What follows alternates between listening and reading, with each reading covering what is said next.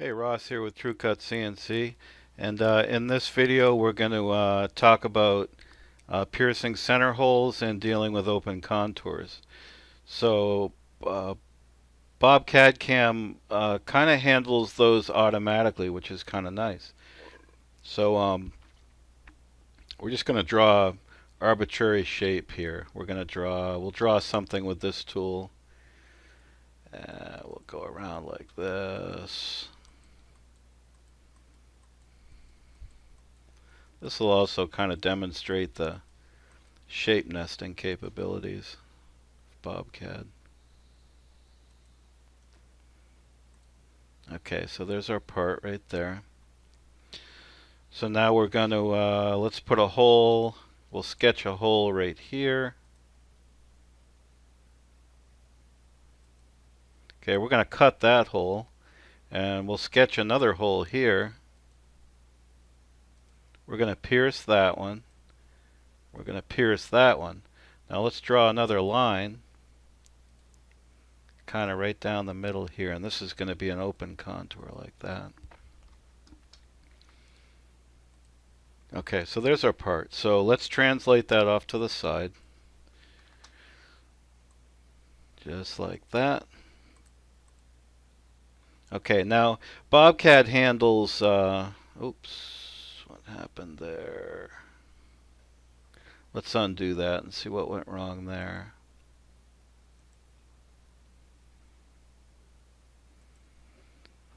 We wanted to sketch a hole right there. Okay, well let's fix that. So let's get rid of this hole right here. Now, undo that. Let's get rid of one of those holes. So we're just going to click on the hole and hit delete. Now let's try drawing another hole over here. Not sure why. Oh, I know why it did that. Because we put a hole at the center. We didn't want to do that. We needed to sketch another hole. So let's sketch another hole right there. Okay. Alright, good. So there we go. All fixed. So now we're going to translate this over like that. And we have our part. Except we need that line back in there. So let's put that back in. Okay, so now we have our part. So we're going to center pierce these holes. We're going to cut this hole. And we'll lock out the height control and turn the speed down. And we're going to cut this line. We'll cut the outer contour. Okay, so BobCAD handles the whole center pierce and the open contour automatically if you put everything on the right layer. And they have to be the correct layer. So down here in the layers window, lower left, we're going to right click and say add new layer. We're going to add a layer called Dado, D-A-D-O, and spelling counts. We're going to add another layer called holes. And again, spelling counts. Can't be whole, it has to be holes with an S, plural. Okay, so now everything that's on the holes layer is going to be center marked. And everything that's on the dado layer will be treated as a open contour. Okay, so to get these on these respective layers, what we're going to do is select. We'll make the dado layer active by clicking on it right there. Okay, see the check mark, the red check mark? That means the dado layer is active. Now we're going to select the open contour. We're going to click over here to the right, modify layer to current. Okay, what that does, it moves this contour to the dado layer. Okay, now we're going to do the same thing for the holes. Make the holes active, the whole layer active, holes layer. And we're going to select that hole and hold the shift key and select that hole. And then we're going to say again, modify layer to current. Okay, so now If you uncheck the dado layer, you'll notice that this open contour goes away. If we uncheck the holes layer, you notice the holes go away. Okay, so now the dado and the holes are going to be handled automatically. So let's go ahead and set up our nesting. So we're going to create a new nesting job, go to the cam tree, say new job, nesting, go to the nesting wizard and select geometry. Okay, so there's our geometry. So you can see here that because we had something on that holes layer, we've created a drill operation automatically. And we also have the default dado layer right here. So we actually don't need to do anything for that dado layer except possibly select a tool. So what we're going to do is we're going to select, yes, so for the dado layer we have to select the tool. For the whole layer we don't have to select a tool. So we're going to go to part parameters. I'm just going to say 1 for now. And then we'll go to sheet parameters and we're going to fill horizontally. Nesting parameters, bridge distance is 0.1.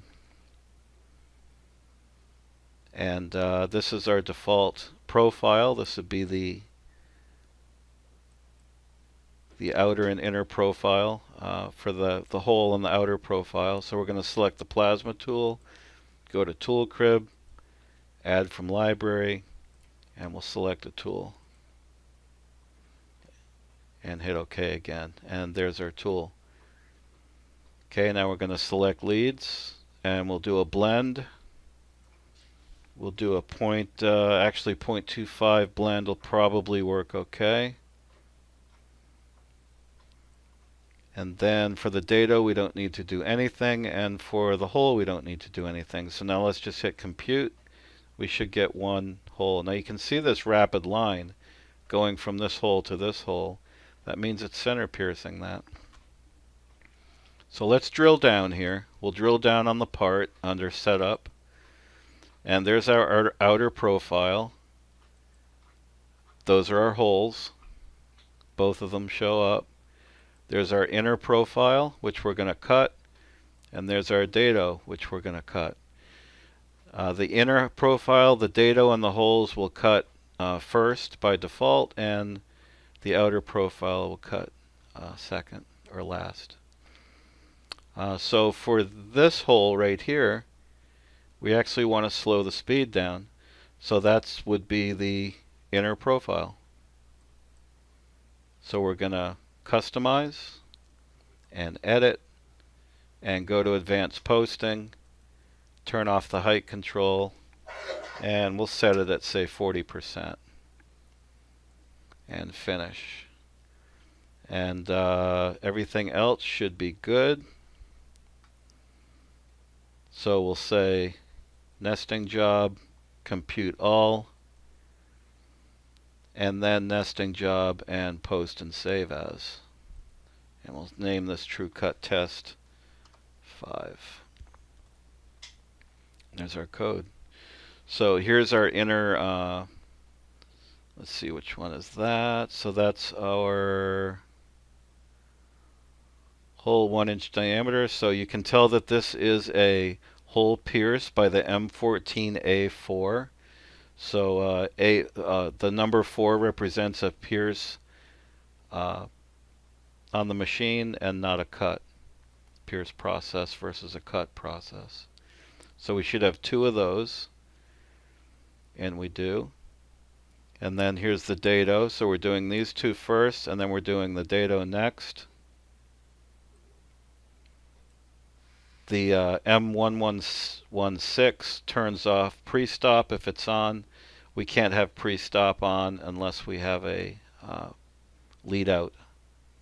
So open contours by default don't have a lead out, so we turn off pre-stop. And that's just a regular cut with the height control turned on. There's your height control code. Then we go down to the outer profile.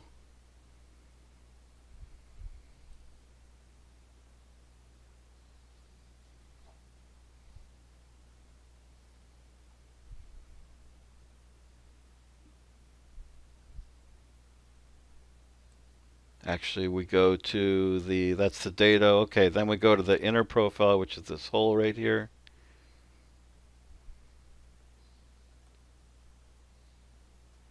And we've turned that down to 40%. We see that right here represented there. And then there's our outer profile at 100%. So that's it. So that's pretty much laying out using every feature. We've pierced a center hole here. We used an open contour here. We did an inner profile here and an outer profile here. So just remember that it's when you do center pierces, they have to be on a layer called holes. When you do open contours, they have to be on a layer called dado. And everything else can be on any other layer you want to name it. In this case, it's a layer called CAD. So now that we've created this job, let's actually nest it. And this parts like this that have odd shapes, this is where shape nesting really shines. So what we're going to do is go over to the nesting job. We'll say edit, and we're going to change the number of parts. So that's going to be part parameters. We're going to change the number of parts to 50. And manual nesting now, how long would it take you to twist and turn and rotate these parts to get them maximized, to maximize your sheet? 50 parts, 100 parts, 300, 1,000 of them. It would take a while. So now we're just going to hit compute. Look at that.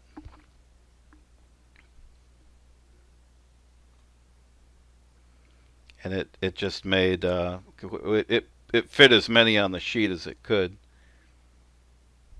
If we go over here to sheets, what I can do is if I can look at that sheet and I can look at a report here, show summary, and we nested 17, we need 50, so that tells me that we're going to probably need what, 3 sheets or so.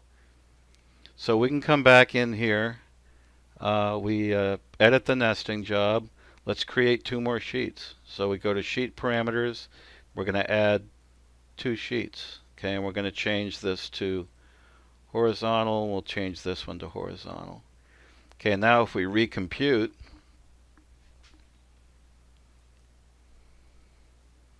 we get 3 sheets.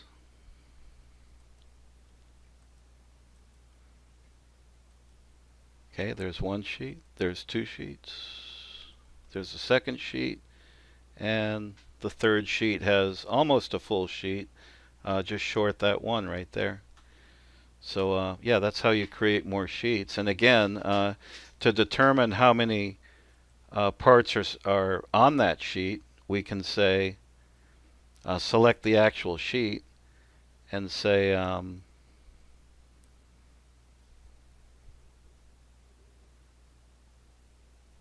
let's see, sheets, show summary. So we have 50 nested, and this tells us right here what our sheet utilization is.